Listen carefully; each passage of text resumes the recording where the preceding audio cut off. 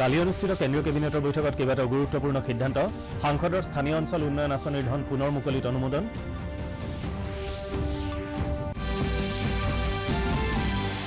কেন্দ্ৰীয় বিত্তমন্ত্ৰী নিৰ্মলা সীতাৰমণকে ধৰি কেইবাগৰাকীও কেন্দ্ৰীয় মন্ত্ৰীক মুখ্যমন্ত্ৰী ডক্টৰ হিমন্ত বিশ্ব শৰ্মাক সাক্ষাৎ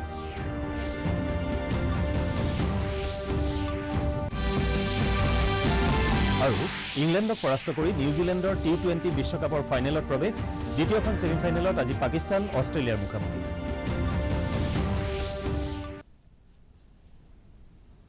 নমস্কাৰ ডিডি অসমৰ পুৱাৰ বাতৰিলৈ স্বাগতম ষ্টুডিঅত মই উৎপল কুমাৰ দাস প্ৰধানমন্ত্ৰী নৰেন্দ্ৰ মোদীৰ অধ্যক্ষতাত অনুষ্ঠিত কেন্দ্ৰীয় কেবিনেটৰ বৈঠকত কালি কেইবাটাও গুৰুত্বপূৰ্ণ সিদ্ধান্তত অনুমোদন জনোৱা হয় ইয়াৰ ভিতৰত কোভিড মহামাৰীৰ বাবে বন্ধ হৈ থকা সাংসদ উন্নয়ন পুঁজিৰ ধন পুনৰ মুকলি আৰু 15 নৱেম্বৰৰ দিনটো জনজাতীয় গৌৰৱ দিৱস হিচাপে উদযাপন কৰাৰ সিদ্ধান্ত গুৰুত্বপূৰ্ণ বৈঠকৰ পাছত কেন্দ্ৰীয় তথ্য আৰু সম্প্ৰচাৰ মন্ত্ৰী অনুৰাগ সিং ঠাকুৰে এই সিদ্ধান্তসমূহৰ বিষয়ে এখন সংবাদমেলত প্ৰকাশ কৰে कैबिनेट की बैठक हुई आर्थिक स्थिति में सुधार को देखते हुए जिस तरह से इकोनॉमिक रिकवरी भी हुई है और अलग अलग सेक्टर्स में हमने बढ़ोतरी भी देखी है 2021-22 की शेष अवधि के लिए एमपी-लैड की स्कीम को कार्यान्वित करने का निर्णय किया गया है इससे प्रत्येक एमपी को सभी सांसद जो अभी हैं उनको 2-2 करोड़ रुपए की किश्त आवंटित की जाएगी जो 2021-22 की है लेकिन जो बाकी के 3 वर्ष रहते हैं 2022-23 से लेकर 25-26 तक उस समय के लिए 5-5 करोड़ रुपए की पूरी किश्त माननीय सांसदों को अपने क्षेत्र के विकास के लिए दी जाएगी भारत सरकार 15 नवंबर से 22 नवंबर तक जनजातीय समुदाय के गौरवशाली इतिहास और उनकी उपलब्धियों संस्कृति और आज़ादी की लड़ाई में उनकी योगदान की महत्ता पर एक सप्ताह पूरा 15 से 22 नवंबर तक एक सप्ताह कार्यक्रम आयोजित करने जा रही है जैसे आपको ज्ञात है आज़ादी का अमृत महोत्सव ये हम मना रहे हैं और आइकॉनिक वीक जो होगा ये आइकॉनिक वीक 15 से 22 नवंबर का जनजातीय गौरव दिवस जो हमने 15 नवंबर को घोषित किया है उससे एक हफ्ते तक ये चलने वाला है ये उनके गौरवशाली इतिहास उपलब्धियों संस्कृति के बारे में होगा कि आर्थिक मामलों की जो मंत्रिमंडलीय समिति है राष्ट्रपति रामनाथ कोविंदे আজি राष्ट्रपति भवনত आयोजित राज्यपाल और उपराज्यपाলৰ 51 সংখ্যক সন্মিলনত অধ্যক্ষতা কৰিব উল্লেখযোগ্য যে ৰাষ্ট্ৰপতিগৰাকীয়ে চতুৰ্থবাৰৰ বাবে এই সন্মিলনত অধ্যক্ষতা কৰিব আটাইকেইখন ৰাজ্য আৰু কেন্দ্ৰীয় শাসিত অঞ্চলৰ ৰাজ্যপাল আৰু উপৰাজ্যপালসকলে অংশগ্ৰহণ কৰিবলগীয়া এই সন্মিলনত উপৰাষ্ট্ৰপতি এম ভেংকায়া নাইডু প্ৰধানমন্ত্ৰী নৰেন্দ্ৰ মোদী আৰু কেন্দ্ৰীয় গৃহমন্ত্ৰী অমিত শাহো উপস্থিত থাকিব ৰাষ্ট্ৰীয় নিৰাপত্তা উপদেষ্টা অজিত ডোভালে কয় যে আফগানিস্তানৰ উন্নয়নৰ বাবে ভাৰতে আগ্ৰহেৰে অপেক্ষা কৰি আছে কালি নতুন দিল্লীত অনুষ্ঠিত দিল্লী আঞ্চলিক নিৰাপত্তা বৈঠকত অংশগ্ৰহণ কৰি ডোভালে কয় যে এই আলোচনাৰ সিদ্ধান্তই আফগানিস্তানৰ জনতাক সহায় কৰাৰ লগতে সকলো ৰাষ্ট্ৰৰ নিৰাপত্তা বৃদ্ধি কৰিব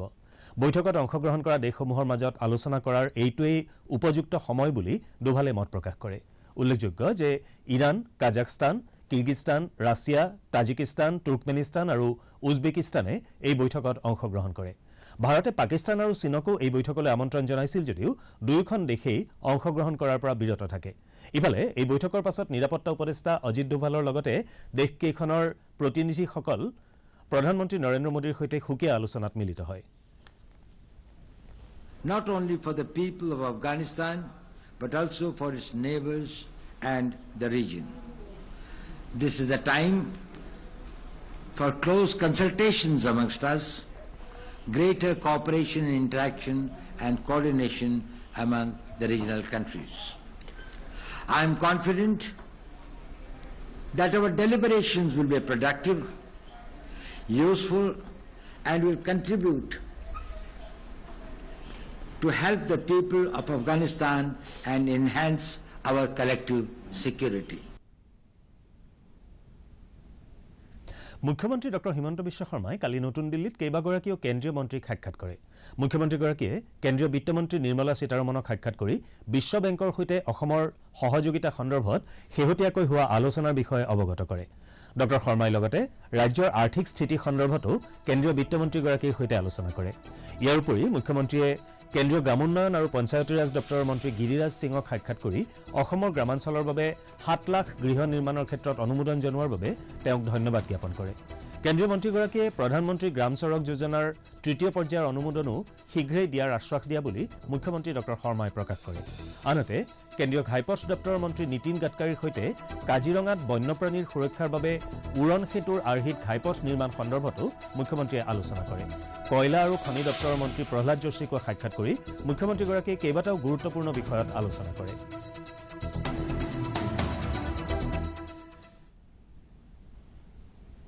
ভোজপুৰী সম্প্ৰদায়ৰ লোকসকলে কালিৰ পৰা উদযাপন কৰা ছট পূজাৰ আজি পুৱা সূৰ্য প্ৰণামেৰে সামৰণি পৰে। সূৰ্যোদয়ৰ পাছতে ভক্তসকলে সূৰ্য দেৱতাক সেৱা তথা পূজা অৰ্চনা কৰি ব্ৰত ভংগ কৰে। ৰাজ্যৰ বিভিন্ন প্ৰান্তৰ লগতে গুৱাহাটীতো বহু সংখ্যক লোকে ব্ৰহ্মপুত্ৰ পাৰত আৰু বিভিন্ন স্থানৰ ৰাজহুৱা পুখুৰীত পৰম্পৰাগতভাৱে ছট পূজা পালন কৰে আৰু পূজাৰ নৈবেদ্য সূৰ্য দেৱতালৈ উৎসৰ্গা কৰি পানীত উটুৱাই দিয়ে। ছট পূজা চোৱাৰ উদ্দেশ্যে নদীৰ পাৰত অগণন লোকৰ ভিৰ হোৱা পৰিলক্ষিত হয়। ये सूर्य भगवान का पूजा है। ये छठ व्रत के नाम से प्रसिद्ध है। बिहार वासियों की मनोकामना पूर्ण होती है। हम लोग इसलिए इस पूजा को करते हैं और भुवन भास्कर को शाम का अर्घ देते हैं, सुबह का अर्घ देते हैं, जिससे हम लोग की मनोकामना पूर्ण होती है।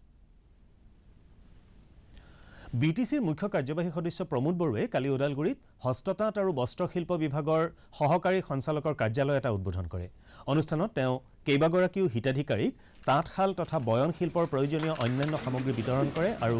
বিটিচি চৰকাৰখনে হস্ততাঁত আৰু বস্ত্ৰশিল্পৰ ওপৰত অধিক গুৰুত্ব দিয়া বুলি মত প্ৰকাশ কৰে। তেওঁ লগতে কয় যে হস্ততাঁত আৰু বস্ত্ৰশিল্পৰ জৰিয়তে বিটিআৰ অঞ্চলৰ অৰ্থনীতি টনকিয়াল কৰিবলৈ কেন্দ্ৰ আৰু ৰাজ্য চৰকাৰৰ সহায়ত বিটিচি পৰিষদীয় চৰকাৰে উপযুক্ত আঁচনি গ্ৰহণ কৰিব। হেণ্ডলুমৰ জইণ্ট ডাইৰেক্টৰ অফিচ এটা ইয়াত উদ্বোধন কৰা হৈছে বিল্ডিং আৰু সেইটো এটা ডাঙৰ এচিভমেণ্ট ওদালগুৰিৰ কাৰণে আৰু বিশেষকৈ হেণ্ডলুম ছেক্টৰ যিটো আছে সেইটো আমি উঠাই নিব পাৰিলে সেইটো আমাৰ অৰ্থনীতিত বহুত ডাঙৰ এটা যোগদান হ'ব বুলি মই ভাবোঁ আৰু সেইকাৰণে এতিয়া আমি বিটিআৰত নতুন গভৰ্ণমেণ্ট অহাৰ পিছত হেণ্ডলুমৰ ওপৰত যথেষ্ট প্ৰায়ৰিটি আমি লৈছোঁ আৰু এইবাৰ কমচে কম 30টা আমি ক্লাষ্টাৰ আৰম্ভ কৰিম আৰু তাত মানে 10 কোটি টকাৰ আমি ক্লাষ্টাৰৰ কাৰণে ইতিমধ্যে প্ৰজেক্ট কৰিছোঁ আৰু অহা বছৰ আমি হেণ্ডলুমটো 4 বছৰ পূৰ্বে পাঞ্জাবাৰী জনশিমলু অঞ্চলত কামৰূপ মহানগৰ জিলা প্ৰশাসনে উচ্ছেদ কৰাৰ পাছত অঞ্চলটোত প্ৰশাসনে বিজুলী যোগান বিচ্ছিন্ন কৰি ৰাখিছিল। কালি দিছপুৰ সমষ্টিৰ বিধায়ক অতুল বৰাই জনশিমলু অঞ্চলত পুনৰ বিজুলী সংযোগৰ শুভাৰম্ভ কৰে। জনশিমলু ননকে জনকল্যাণ সমিতিৰ উদ্যোগত অনুষ্ঠিত এই কাৰ্যসূচীত বিধায়কগৰাকীয়ে কয় যে পূৰ্বৰে পৰা জিলা প্ৰশাসন তথা বন বিভাগে জনশিমলুত চলোৱা উচ্ছেদ কাৰ্যৰ বিৰোধিতা কৰি আহিছে। অঞ্চলটোত থকা লোকসকলে অভয়াৰণ্যখনৰ মাটি বেদখল কৰা নাছিল বুলি তেওঁ উল্লেখ কৰে। হেৰি হৈছিলে ৰায় হৈছিলে লোৱাৰ কোৰ্টত ৰায়টোত শুদ্ধভাৱে লিখিছে যে বিজুলী সংযোগ কৰিব পাৰে,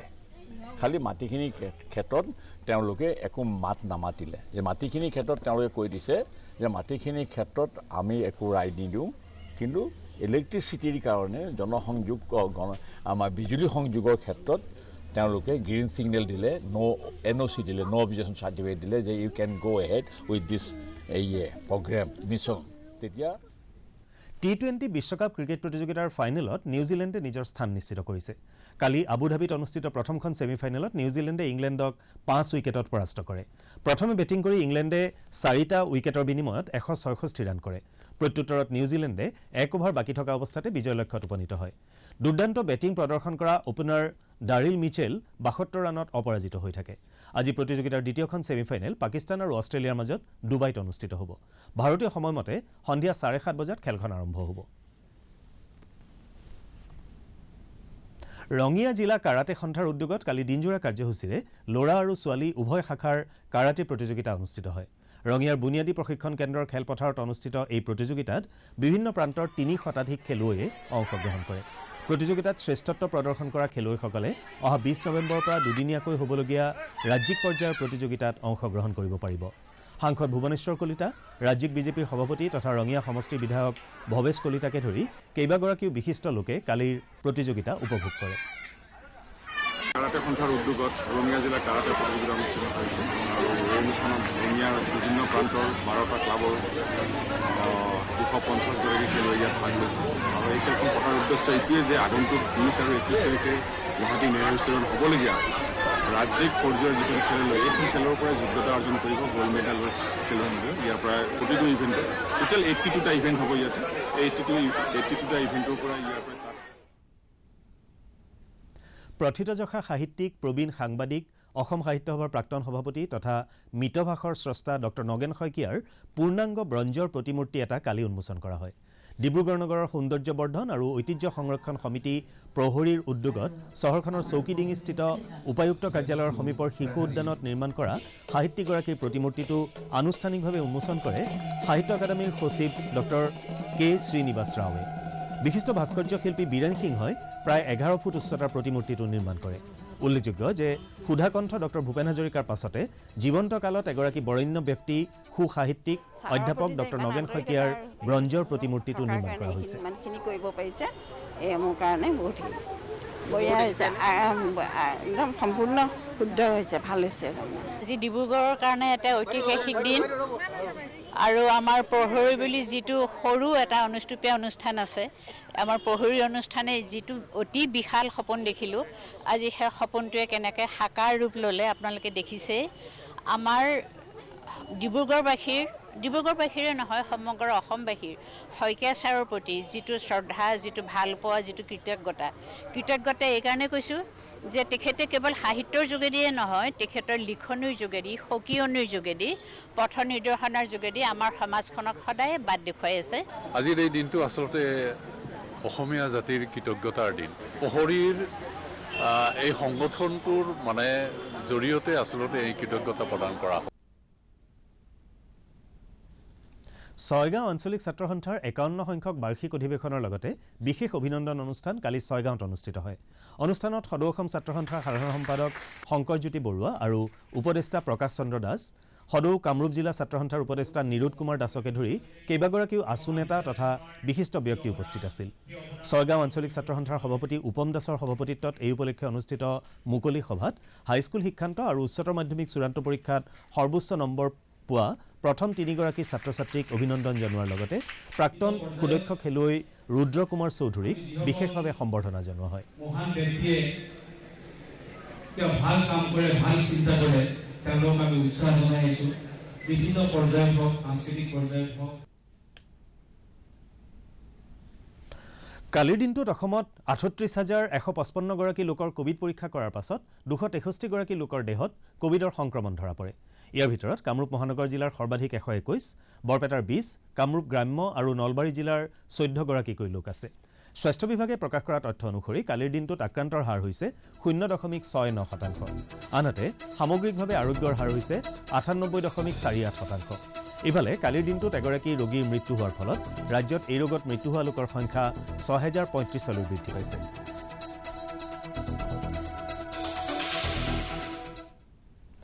কেন্দ্ৰীয় স্বাস্থ্য মন্ত্ৰালয়ে সদৰি কৰা অনুসৰি দেশত কোভিড আক্ৰান্ত লোকৰ সংখ্যা 3,43,88,000ৰো অধিক হৈছেগৈ ইয়াৰে 1,39,683 গৰাকী লোক সম্প্ৰতি চিকিৎসাধীন হৈ আছে আনহাতে আৰোগ্য হৈ উঠা লোকৰ সংখ্যা 3,37,87,000লৈ বৃদ্ধি পাইছে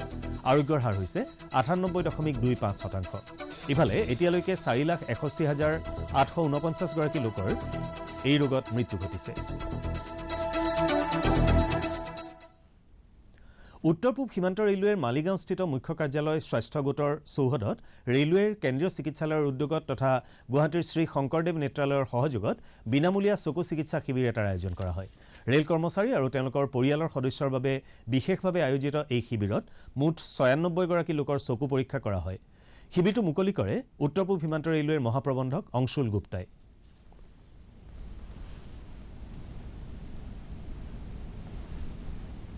বাতৰি শেষ হোৱাৰ আগতে প্ৰধান বাতৰিসমূহ আকৌ এবাৰ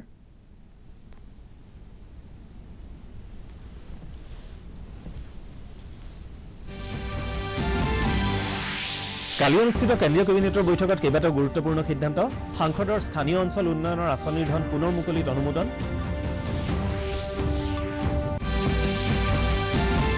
কেন্দ্ৰীয় বিত্তমন্ত্ৰী নিৰ্মলা সীতাৰমণকে ধৰি কেইবাগৰাকীও কেন্দ্ৰীয় মন্ত্ৰীক মুখ্যমন্ত্ৰী ডক্টৰ হিমন্ত বিশ্ব শৰ্মাৰ সাক্ষাৎ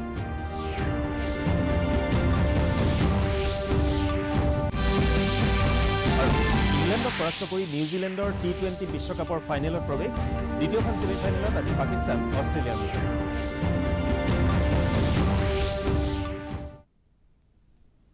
পুৱাৰ বাতৰি ইমানেই পৰৱৰ্তী বাতৰি বিয়লি 4 বজাত নমস্কাৰ